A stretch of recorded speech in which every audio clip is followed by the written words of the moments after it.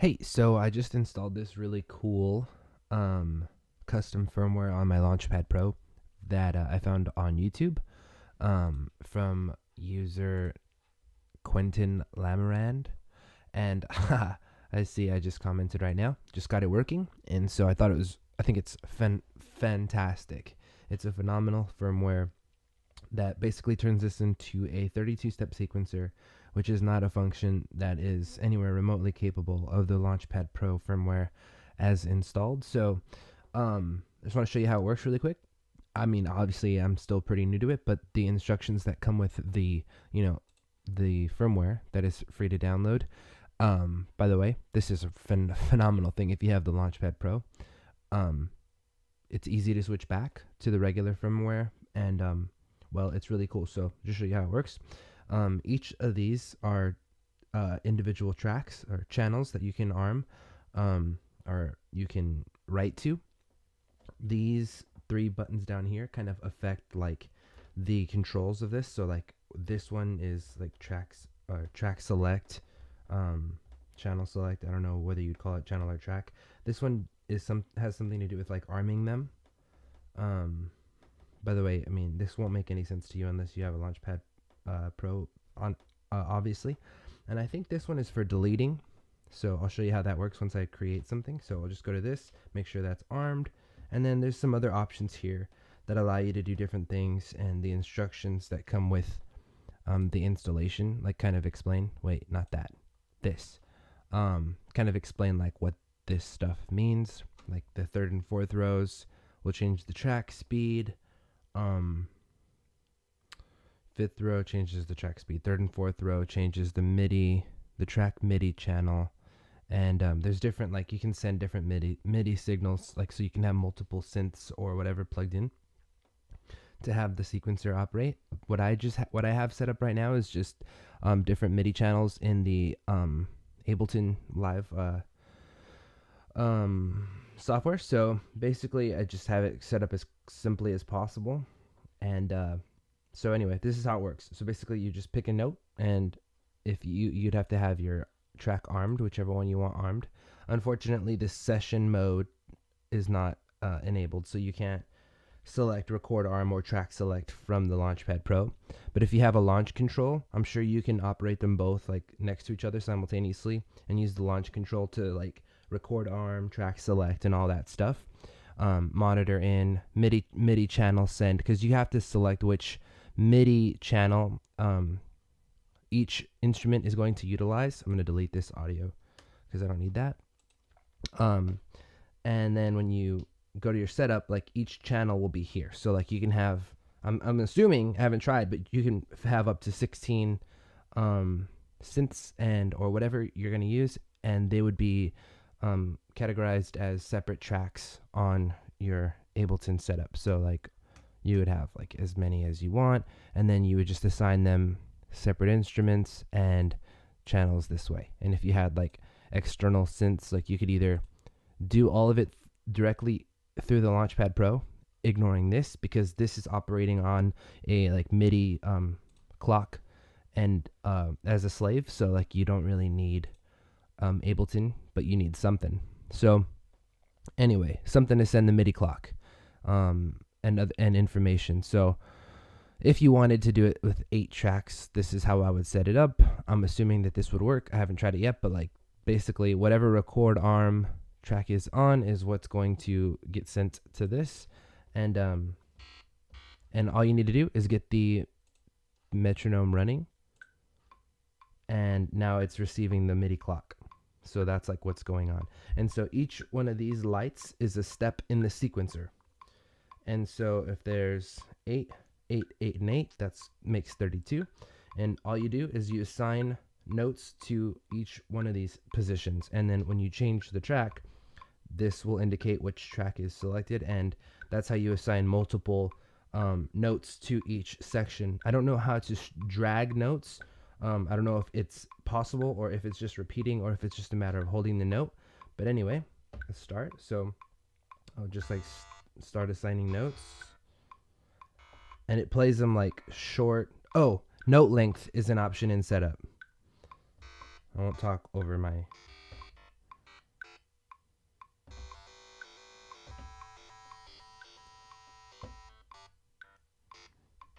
I think this button controls note length because I just touched it and it went away.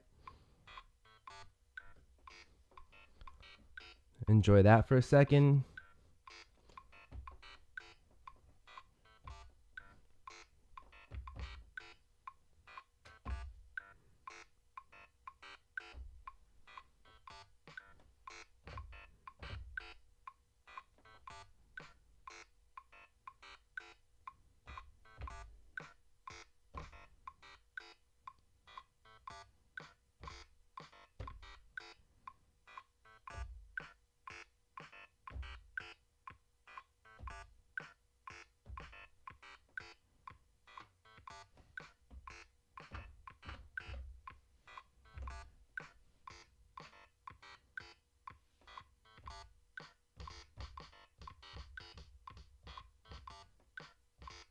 It's getting kind of hard to understand the signals, but if you want to make changes.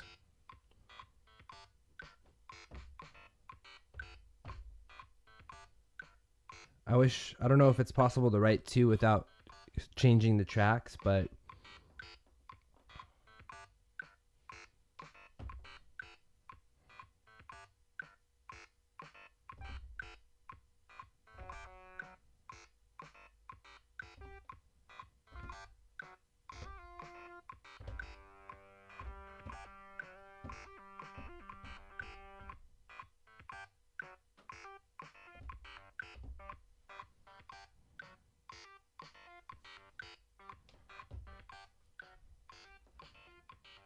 and then I'll just change the instrument here.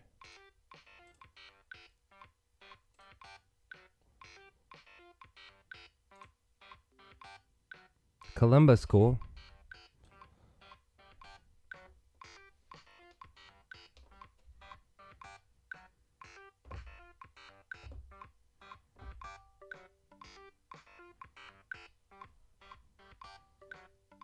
Kind of chaos, but whatever.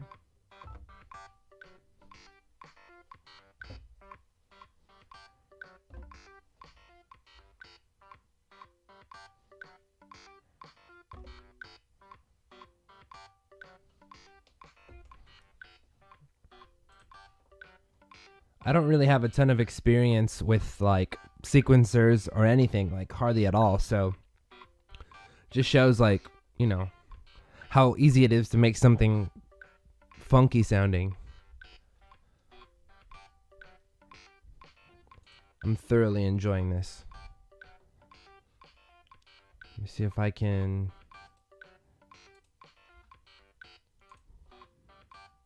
turn this. I don't need these on. I don't know why that's in there. It's not important.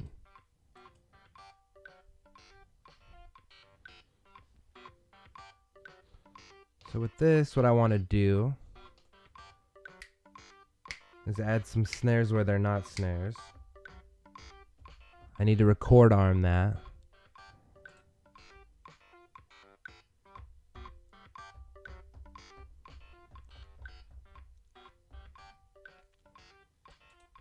Now it's not playing it.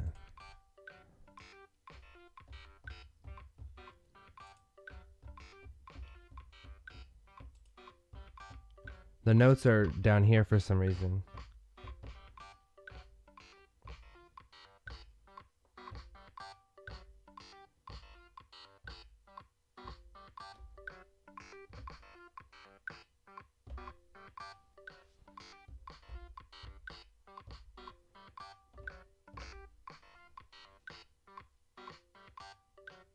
There you go.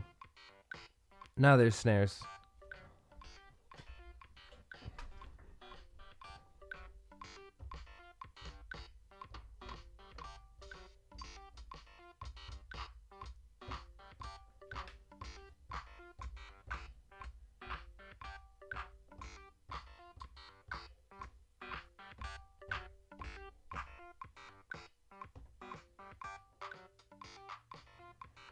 That didn't work.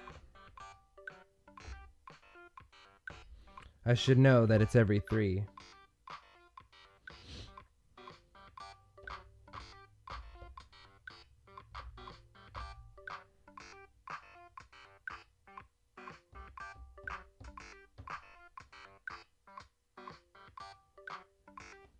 Cool. So, in order to turn them off,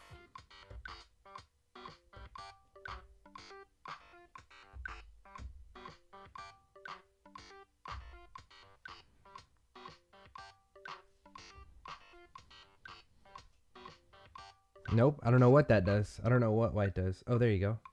Oh, so I know that that means that they're all deleted now because that's what I did to delete them the first time. I don't know what white means. This thing will probably explain. Let me just turn that off. The thing I wish that this had was controls for the MIDI clock. I guess I don't need the metronome on because the MIDI clock is still running because the time is still running in the arrangement. So I guess it doesn't need the metronome on, which is a huge plus because that was getting really annoying. I wish I could hear what I made without the MIDI on, without the metronome on, but I already deleted it. Let me see if there's an undo. No, I don't think so.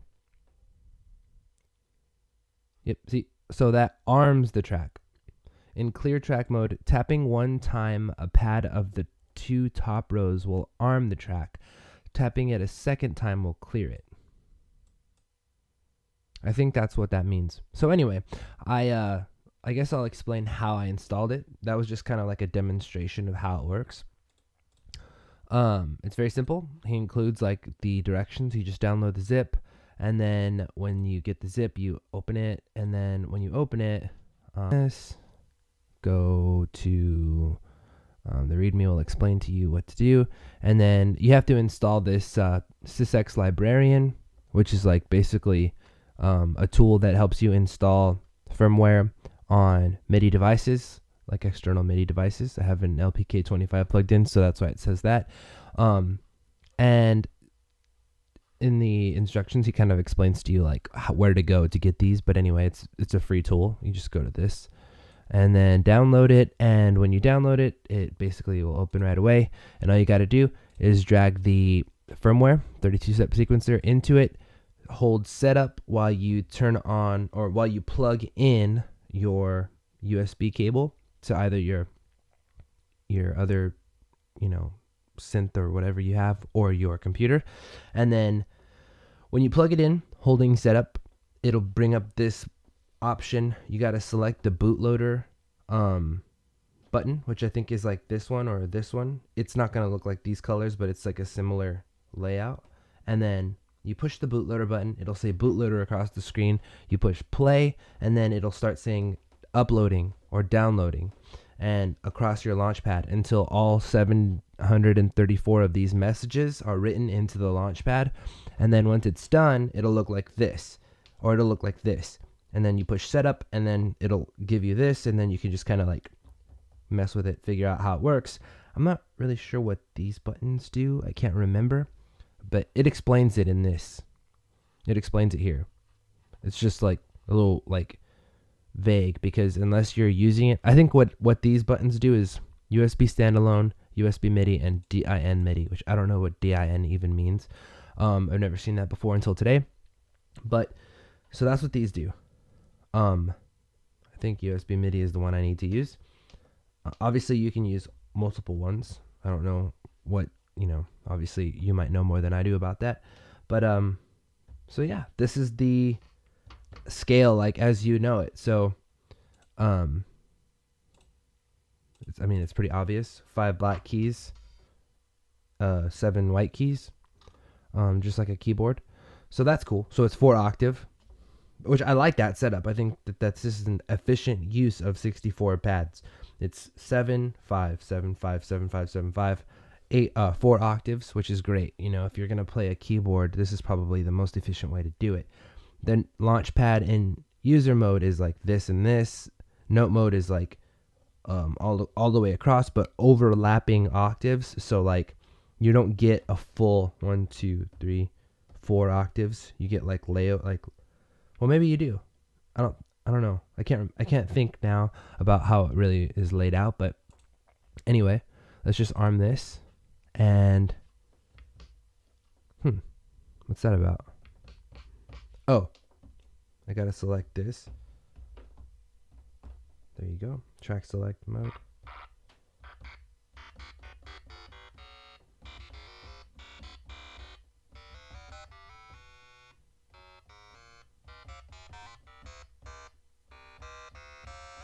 Okay, so this is the black key to this. So this is the sharp, which makes sense.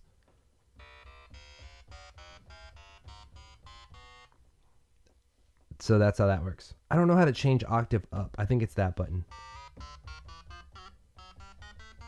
So there you go. So this is octaves like select.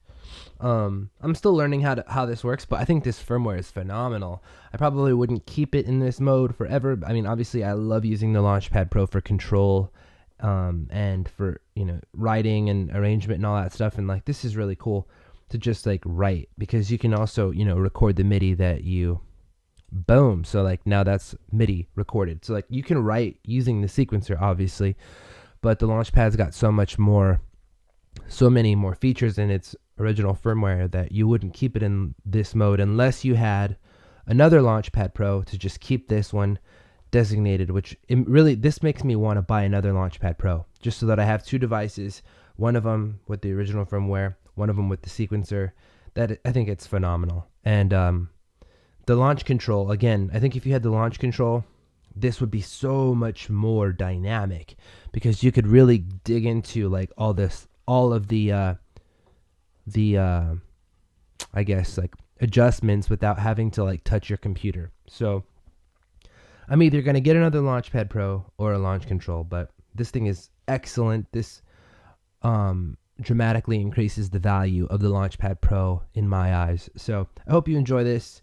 I'll just play you out with another little thing, and thanks for watching. I hope this helps. I gotta get this thing running anyway.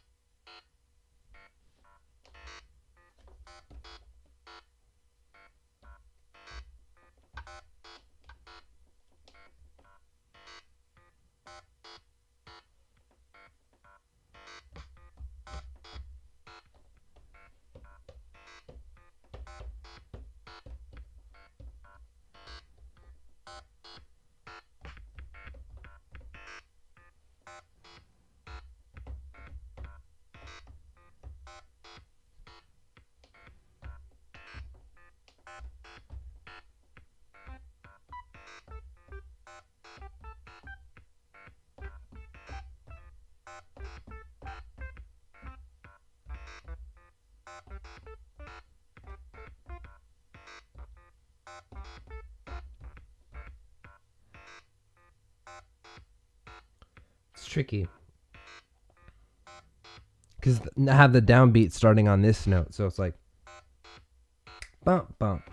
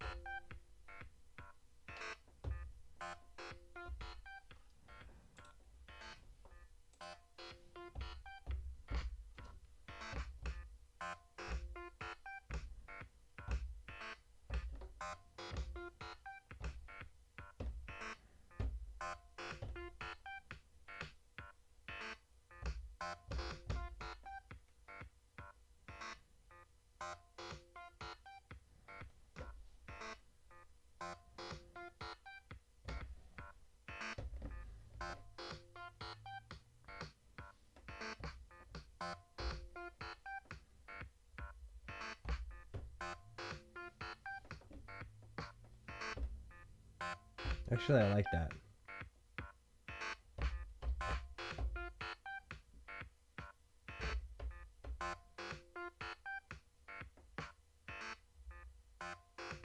Where is it? There? Yep.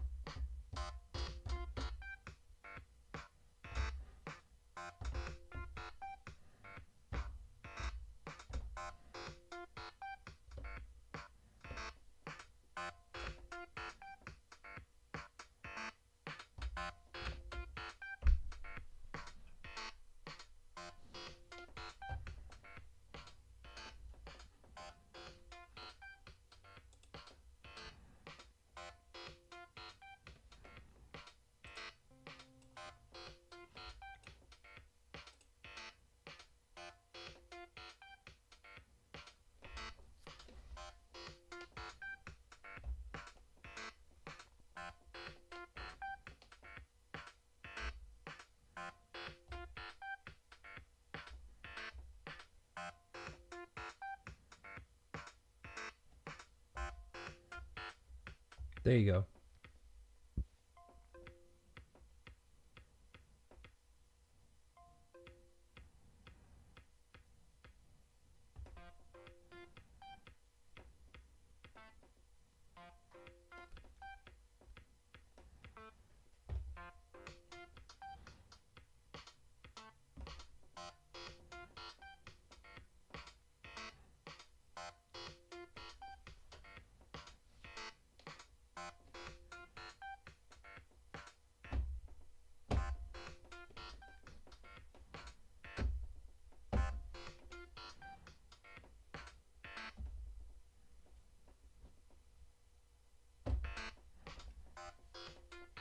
Pretty cool. So anyway, that's the custom firmware from this fellow that I just found, Quentin Lamarand. I really recommend you download it if you have Launchpad Pro. His website is factor.fr. Anyway, that's that. So download it. I really recommend it and check it out. Cool. See ya. One thing I forgot to mention about this is how to set it up in the MIDI like outputs. So it's like this. He explained it in one of the comments responses. It's like the Launchpad open is what it's using, the MIDI port, and what you need is the sync on for output, which makes sense because of the MIDI clock.